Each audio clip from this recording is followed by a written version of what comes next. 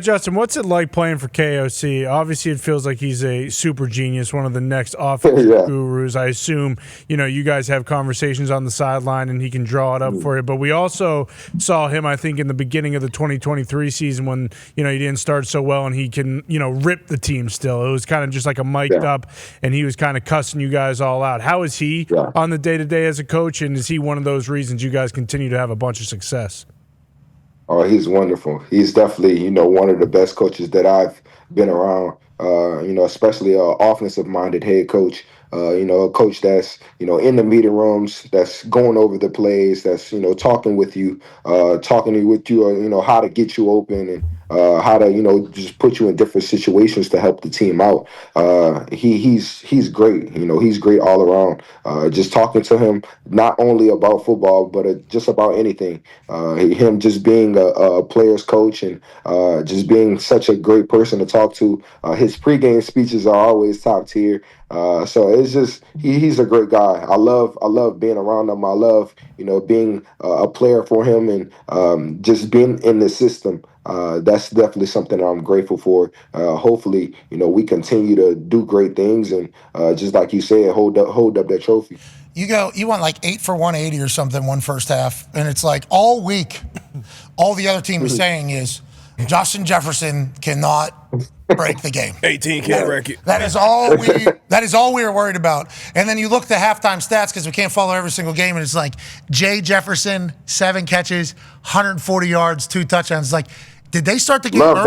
Did they start the game early? No, that's halftime. That is halftime. It's like, seems like in that system, I think any system you'd be great. But with KOC, obviously, he understands you and you understand him pretty well. With that being said, massive question mark looming going into the year. Tone has a question for you. Yeah, Justin, you've caught balls from, Kirk and Nick Mullins and the Pastronaut and Jaron Hall and Sam Darnold. So you've got a lot of guys in that system, and there's a question: who's going to be your quarterback this upcoming season? Do you care who it's going to be, and what's your favorite type of quarterback to catch balls from, since you've had a ton of them?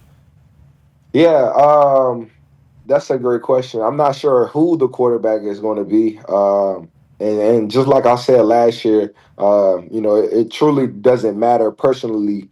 To me, it doesn't matter who's going to throw me that ball. I'm going to make the most of my opportunities. I'm going to try to make him look the best quarterback in the whole NFL. Just making the contested catches, making those catches that look difficult be easy. So just having that confidence in me and just creating that connection with the quarterback, no matter who the quarterback is going to be. That's the main part, and just having that confidence in each other to when it's all said and done and it's getting crunch time, they know who to come to. You and Sam were wonderful to watch this past year. You and Kirk were awesome. Yeah. You and the Pastronaut. I mean, literally, he rattled off all those names, and I was just thinking of highlights that you had with all those guys.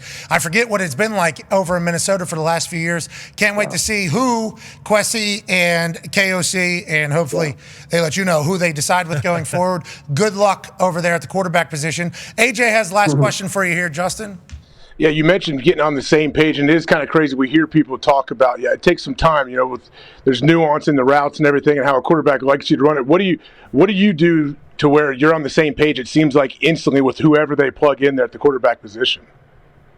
One is just building that connection with him, just building that chemistry, just talking with them, not only about just routes and X's and O's, but just talking about, their life personally, getting to know them personally, and just building that bond with them. That's one thing alone. But of course, going out there on the practice field and running through those plays and making everything look smooth and fluent, getting to the spots where the quarterback needs me to be at, and of course, at the end of the day, making a grab. That's the main important thing. Is just making those catches that the quarterback feels good when he throw up a 50-50 ball and his receivers coming down with that ball. So I just try to make the most of my opportunities every time I step foot on that field, no matter who the quarterback is, and I will continue to do that every chance that I get. We just showed a couple routes there. It's like, you said getting to the spot that you said you would get to no matter what. That one route was like he was running out, dig, post, back into a seam. I mean, it was just like 6 different things. It was like, how do you guard that? You can't. Nah, this year was crazy though. This year has been so much more double teams, so much more triple teams. It's been a lot. It's been a lot more harder to create that separation and get open. Like I've been before. But just talking with KO, talking with Sam, and just all being on the same page. Us working with each other to help me create that separation and help me get open. I feel like that's the number one thing of especially about being with these guys that they know what they're talking about. They know what plays to run to get me open. Whenever you talk about getting to know the quarterback personally or whatever, not just X's and O's on the field, what'd you learn about Sam Darnold? What an interesting career he has had. Did you guys talk about that at all? Very interesting. Very interesting. And just looking back on it, seeing it from afar, he just needed to be in that right system. He needed to be with some guys that can, make a little things easier for him. Just having a top tier quarterback, having top tier running back, having top tier tight end.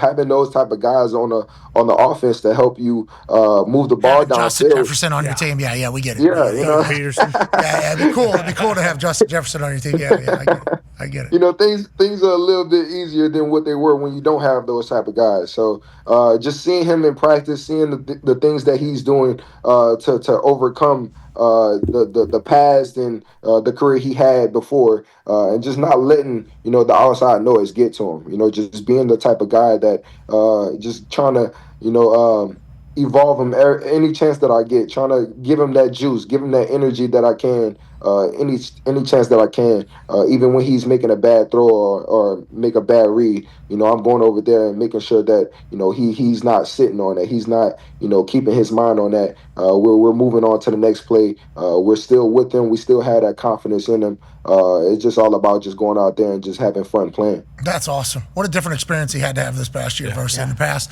I see your shirt as we let you go. L'Académie de Jetta. Okay, I believe that is Jeddah University, if that was to be translated. Is that flight school? Is that what? Hey, what you know about all this, man? Oui. Bonjour, ça va bien. The whole, I was just up in Canada. They speak French up there in some places. Wild to think about, but they do. Oui. L'Académie de Jetta, though, that is Jeddah University. Is that flight school? Is that what we're also going to be calling flight school, or no? No, this is just one of my Under Armour shirts. Just one of the. You know what I'm saying? So just creating that brand with Under Armour, and they're doing so much to help me out. Even with flight school, they're doing so much to help the guys have a great experience. Of course, having the drip, having the swag that they need. But it's just going to be a fun experience and a great time. But thanks to all of the people with the help that is going to be helping me out with it. But I'm excited to show the world the Elite 18 that's going to come to flight school. Oh, Elite 18. Okay, who cracked the top 18? Flight school June 6th through the 9th. High school invite wide receiver camp alongside Justin Jefferson, and we assume many others are going to pour back into it. I'm just now seeing this particular graphic. Logo's fire. Yeah, that is sick. Yeah. Appreciate it, man. Yeah, and that's what I like to hear. I didn't know your beard was that the mustache. Is that you on the top there? Yes. Looking left? Yeah.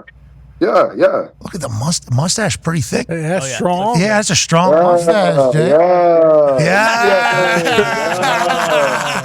That junk are growing. All right, we appreciate the hell out of you, man. Keep killing it. This is very cool. Yes, Thank you for giving back to the sport. Thank you. Always, man. Love. Yeah, you too, man. Ladies and gentlemen, Justin Jefferson. Yeah, Justin. It's a good mustache. It is. He's the man. It was looking left, and I was like, the top? Yeah. I was like, is that a different? I didn't think that was someone else on there. Well, I didn't know if he got 2 pictures of himself, and then one. That's an interesting decision. But I didn't know his mustache was that thick. I mean, he's got a thick mustache growing out. That would have been an interesting decision.